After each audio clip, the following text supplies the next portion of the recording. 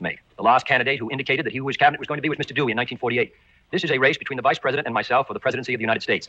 There are a good many able men who could be Secretary of State. I have made no judgment about who should be the Secretary of State. I think that judgment could be made after election if I'm successful. The people have to make a choice between Mr. Nixon and myself, between the Republican Party and the Democratic Party, between our approach to the problems which now disturb us as a nation and disturb us as a world power. The President bears the constitutional responsibility, not the Secretary of State, for the conduct of foreign affairs. Some presidents have been strong in foreign policy. Others have relied heavily on the Secretary of State. I've been a member of the Senate Foreign Relations Committee. I run for the presidency with full knowledge that his great responsibility, really, given to them by the Constitution and by the force of events, is in the field of foreign affairs. I'm asking the people's support as president. We will select the best men we can get. I've not made a judgment, and I've not narrowed down a list of 3 or 4 people among whom would be the candidate. Mr. Vice President, do you have a comment? Mr. Edwards, as you probably know, I have consistently answered all questions with regard to who will be in the next cabinet by saying that that is the responsibility of the next president, and it would be inappropriate to make any decisions on that or to announce any prior to the time that I had the right to do so. So that was my answer to this question. If you don't mind, I'd like to use the balance of the time to respond to one of the comments that Senator Kennedy made on the previous question. He was talking about the Castro regime and what we had been doing in Latin America. I would like to point out that when we look at our programs in Latin America, we find that we have appropriated 5 times as much for Latin America as was appropriated by the previous administration.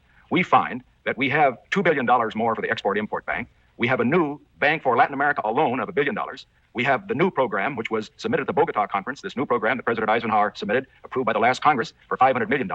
We have moved in Latin America very effectively, and I'd also like to point this out.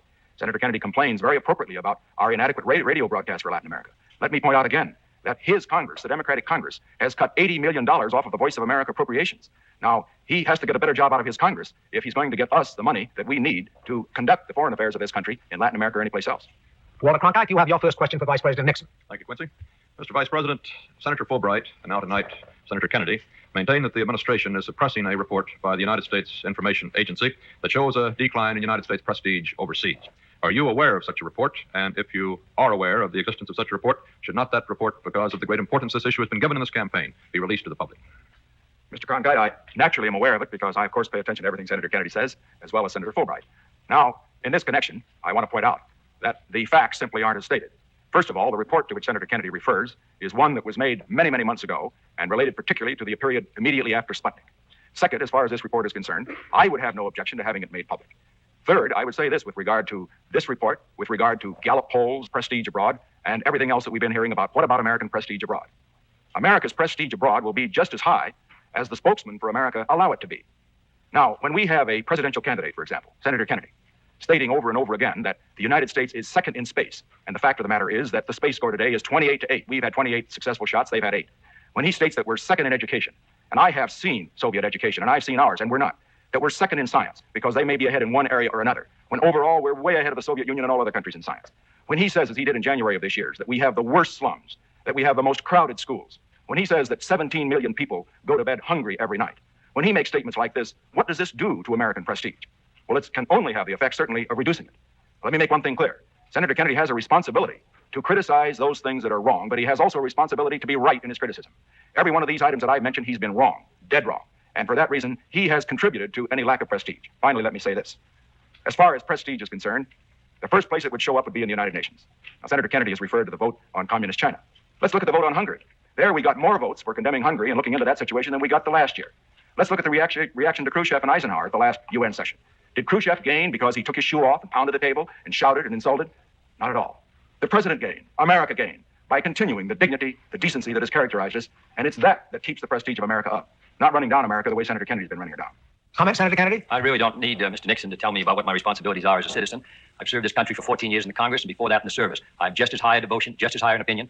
What I downgrade, Mr. Nixon, is the leadership the country's getting, not the country. Now, I didn't make most of the statements that you said I made. I believe the Soviet Union is first in outer space. We may have made more shots, the size of their rocket thrust, and all the rest. You yourself said to Khrushchev, you may be ahead of us in rocket thrust, but we're ahead of you in color television, in your famous discussion in the kitchen. I think that color television is not as important as rocket thrust. Secondly, I didn't say we had the worst slums in the world. I said we had too many slums, and that they are bad, and we ought to do something about them, and we ought to support housing legislation, which this administration has opposed.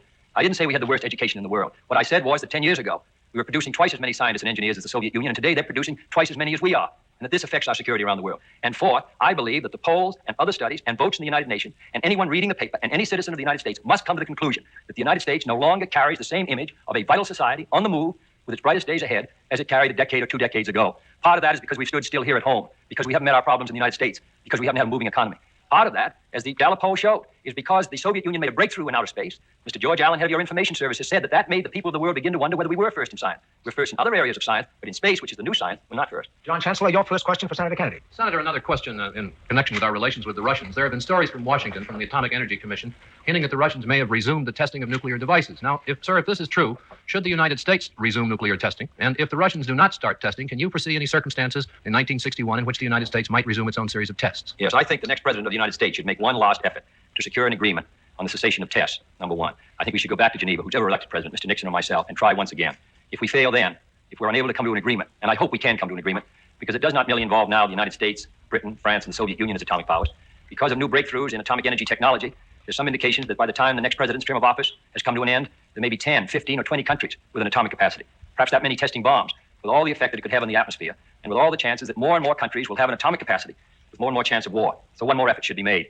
I don't think that even if that effort fails, that it will be necessary to carry on tests in the atmosphere which pollute the atmosphere. They can be carried out underground, they can be carried on in outer space. But I believe the effort should be made once more by who's ever elected president of the United States. If we fail, it's been a great, serious failure for everyone, for the human race. I hope we can succeed.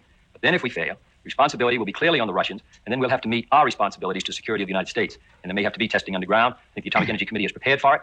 There may be testing in outer space. I hope it will not be necessary for any power to resume it, testing in the atmosphere. It's possible to detect those kind of tests. The kind of tests which you can't detect are underground or perhaps in outer space. So that I'm hopeful we can try once more. If we fail, then we must meet our responsibilities to ourselves. But I'm most concerned about the whole problem of the spread of atomic weapons. China may have it by 1963. Egypt. War has been the constant companion of mankind. So to have these weapons disseminated around the world, I believe means that we're going to move through a period of hazard in the next few years. We ought to make one last effort. Any comment, Mr. Vice President?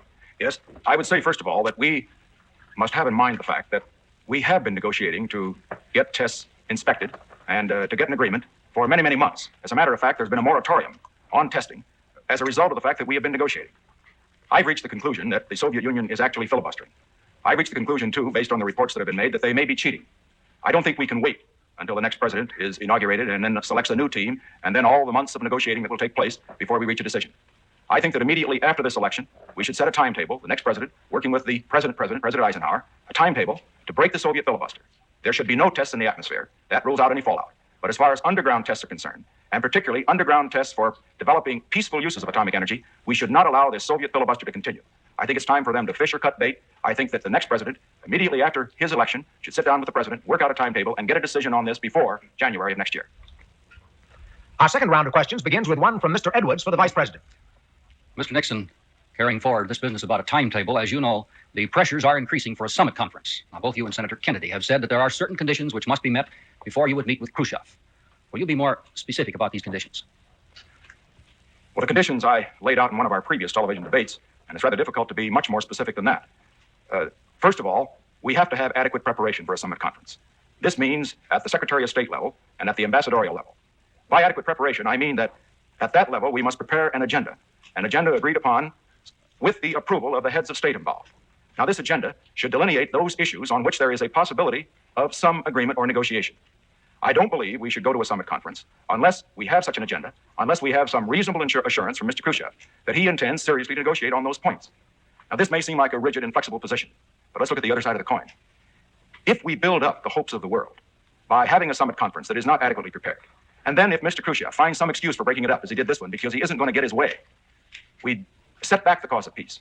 We do not help it. We can, in other words, negotiate many of these items of difference between us without going to the summit. I think we have to make a greater effort than we have been making at the Secretary of State level, at the ambassadorial level, to work out the differences that we have. And so, as far as a summit conference is concerned, it should only be entered upon, it should only be agreed upon, if the negotiations have reached the point that we have some reasonable assurance that something is going to come out of it other than some phony spirit, a spirit of Geneva or Camp David or whatever it is. When I say phony spirit, I mean phony not because the spirit is not good on our side, but because the Soviet Union simply doesn't intend to carry out what they say. Now, these are the conditions that I can lay out. I could not be more precise than that, because until we see what Mr. Khrushchev does and what he says, we cannot indicate what our plans will be. Any comments, Senator Kennedy? Well, I think the President of the United States last winter indicated that before he'd go to the summit in May, as he did last fall, he indicated that there should be some agenda, that there should be some prior agreement. He hoped that there would be an agreement in part and disarmament. He also expressed the hope that there should be some understanding of the general situation in Berlin. The Soviet Union refused to agree to that, and we went to the summit, and it was disastrous. I believe we should not go to the summit until there is some reason to believe that a meeting of minds can be obtained on either Berlin, outer space, or general disarmament, including nuclear testing. In addition, I believe the next president in January and February should go to work in building the strength of the United States. The Soviet Union does understand strength. We armed a parley, Winston Churchill said 10 years ago. If we are strong, particularly as we face a crisis over Berlin, which we may in the spring or in the winter, it's important that we maintain our determination here, that we indicate that we're building our strength, that we are determined to protect our position, that we're determined to protect our commitment. And then I believe we should indicate our desire to live at peace with the world. But until we're strong here, until we're moving here, I believe a summit could not be successful. I hope that before we do meet, there will be preliminary agreements on those 4 questions, or at least 2 of them, or even one of them, which would warrant such a meeting. I think if we had stuck by that position last winter, we would have been in a better position in May. We have time for only 1 or 2 more questions before the closing statements. Now, Walter Cronkite's question for Senator Kennedy. Senator, the charge has been made frequently that the United States for many years has been on the defensive around the world, that our policy has been one of reaction to the Soviet Union rather than positive action on our own. What areas do you see where the United States might take the offensive in a challenge to communism over the next 4 to 8 years? One of the areas, and of course the most vulnerable area, is I have felt has been Eastern Europe. I've been critical of the administration's failure to suggest policies which would make it possible for us to establish, for example, closer relations with Poland, particularly after the 55-56 period in the Hungarian Revolution. We indicated at that time that we were not going to intervene militarily. But there was a period there when Poland demonstrated a national independence, and even the Polish government moved some different distance away from the Soviet Union. I suggested that we amend our legislation so that we could enjoy closer economic ties. We received the support first of the administration and then not. We were defeated by 1 vote in the Senate. We passed the bill in the Senate this year, but it didn't pass the House. I would say Eastern Europe is the area of vulnerability of the Soviet Union. Secondly, the relations between Russia and China. They are now engaged in a debate over whether war is the means of communizing the world, or whether they should use subversion, infiltration, economic struggles, and all the rest. No one can say what that course of action will be, but I think the next president of the United States should watch it carefully. If those 2 powers should split, it could have great effects throughout the entire world. Thirdly, I believe that India represents a great area for affirmative action by the free world. India started from about the same place that China did. Chinese communists have been moving ahead the last 10 years. India, under a free society, has been making some progress.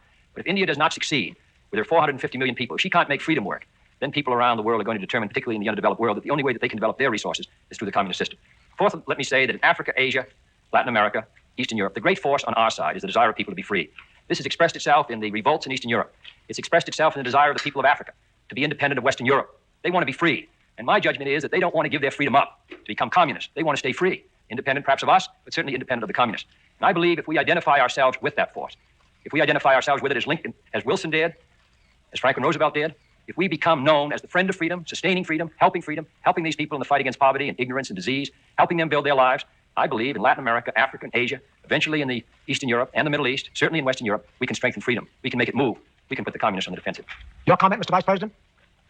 First, with regard to Poland, when I talked to Mr. Gomulka, the present leader of Poland, for 6 hours in Warsaw last year, I learned something about their problems, and particularly his. Right under the Soviet gun, with Soviet troops there, he is in a very difficult position in taking anything independent, a position which would be independent of the Soviet Union. And yet, let's just see what we've done for Poland. $500 million worth of aid has gone to Poland, primarily economic, primarily to go to the people of Poland. This should continue, and it can be stepped up to give them hope and to keep alive the hope for freedom that I can testify they have so deeply within them. In addition, we can have more exchange with Poland or with any other of the Iron Curtain countries, which show some desire to take a different path than the path that has been taken by the ones that are complete satellites of the Soviet Union. Now, as far as the balance of the world is concerned, I, of course, don't have as much time as Senator Kennedy had. I would just like to add this one point. If we are going to have the initiative in the world, we must remember that the people of Africa and Asia and Latin America don't want to be pawns simply in a struggle between 2 great powers, the Soviet Union and the United States.